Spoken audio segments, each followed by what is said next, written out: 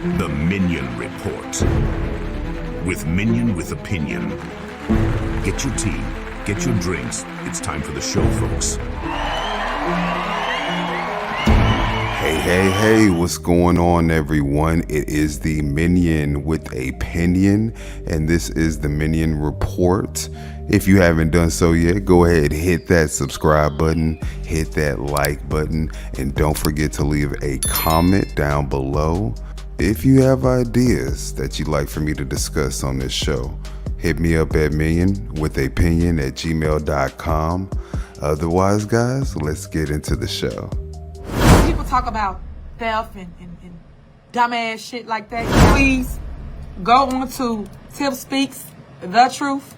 It's my new YouTube channel, and it's THA, not THE, and that stands for my initials for those that be inquiring. THA, Tiffany Henyard. Trump, if you watching this live, call me. This is your super mayor, Tiffany Henyard, the people's mayor, people's supervisor. Stop allowing people to come and attack your queen. We are black. We're black. We know it. We shake our big booties and show it. Black. We ain't white. We ain't white. We definitely ain't white. Break it down, niggas. Tiffany Henyard, who was last seen stealing $19,000 worth of public property,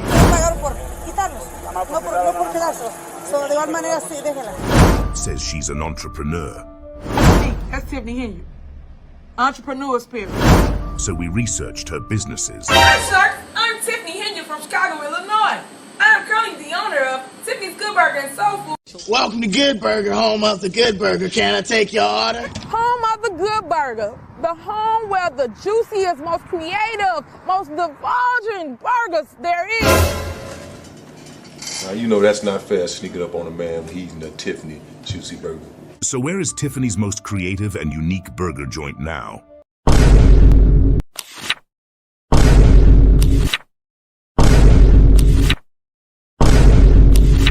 Well, although Tiffany has no active businesses in her name at the time, but Kamal, doesn't he have that business Rock Island Clothing that's in his name, right?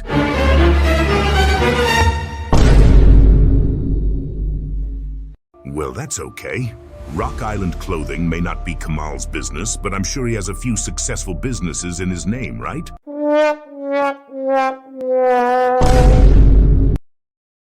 You know what? At this point, I'm done trying to prove that this bum-ass couple exhibits any qualities of an entrepreneur.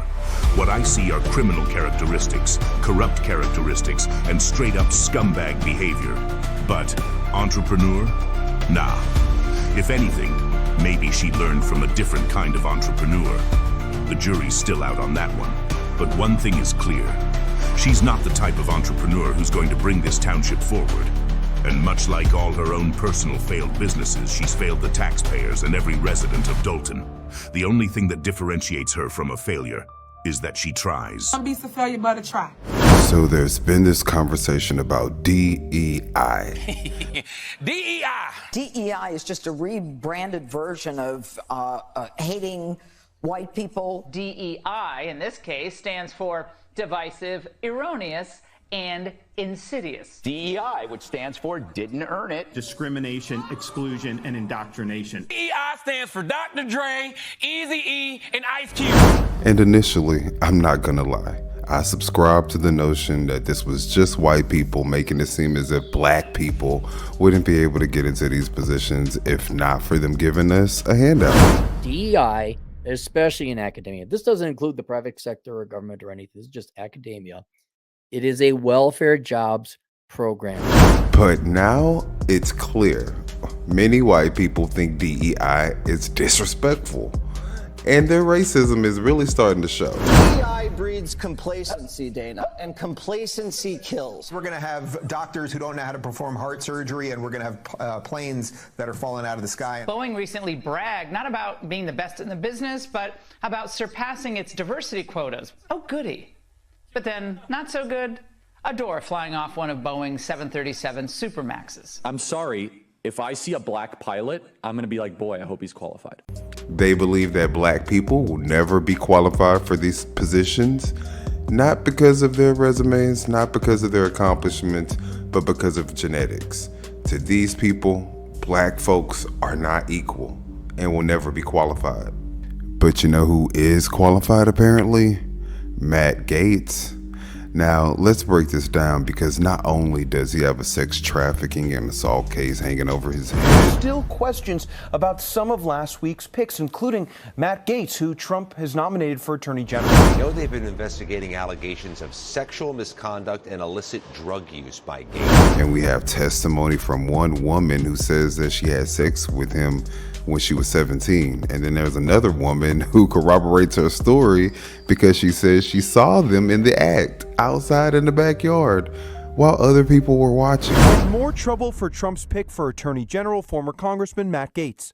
Monday, an attorney for two women who testified before the Ethics Committee, now telling ABC News correspondent Juju Chang one of his clients witnessed Gaetz having sex with an underage girl. What did your client witness? She testified in July of 2017 at this house party. She was walking out to the pool area and she looked to her right and she saw Representative Gaetz having sex with her friend who was 17. And even setting all of that aside, Republicans are still questioning his experience. Some of the people who have to vote on his certification didn't even know he was a lawyer. A number of Republican senators had publicly been expressing deep skepticism and concern about the Gaetz nomination. I am told that privately, several of them were even more direct with the Trump transition team, saying that there was simply no way that they would vote to confirm Gaetz. Now, if that's not DEI enough for you, let's move on to Exhibit B, Pete Hegseth. Now, Pete Hegseth is a former U.S. Army National Guard officer, and he is a TV personality. He co-hosted Fox and Friends Weekend from 2017 to 2024, this year, where he became known for his conservative views and outspoken support of Donald Trump. And now, after Trump won his second term in 2024, he's named Pete Hegseth as the nominee for Secretary of Defense. President-elect Donald Trump's pick for Defense Secretary, Pete Hegseth, is set to meet with senators on Capitol Hill today. This comes after a California police report revealed new details of the sexual assault allegation made against him back in 2017. Now, I'll give credit where it's due. Pete is a veteran, and we appreciate your service. But let's be honest here. There's a few years as a weekend news anchor screaming about wokeness qualifies someone to run the Department of Defense. And not to mention, there is this little sexual assault allegation tied to a police report that was just released, which he actually settled with a payout. Did make a confidential financial settlement with this woman that they didn't want the story to come out because they were worried the allegations would cause Hegseth to be fired from his job at Fox News. So, is this the meritocracy that Trump is talking about? You've worked hard, gotten fantastic marks, done well on all of the other various things that you have to do well on.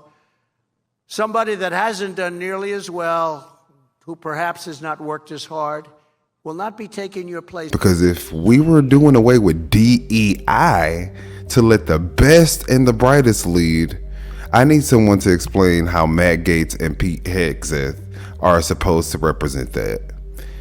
It's funny though, they scream about qualifications when it comes to a black person, but when it comes to one of their own, the bar just disappears completely. So is this really about merit? Or is this about maintaining the same old systems of power? You guys tell me. Eliminate all diversity, equity, and inclusion programs across the entire federal government. We have breaking news. Former Congressman says he is withdrawing from consideration for Attorney General amid allegations of sexual misconduct. He just posted this on X, saying, "I had excellent meetings with senators yesterday. I appreciate their thoughtful feedback and the incredible support of so many. While the momentum was strong, it's clear that my confirmation was unfairly becoming a distraction."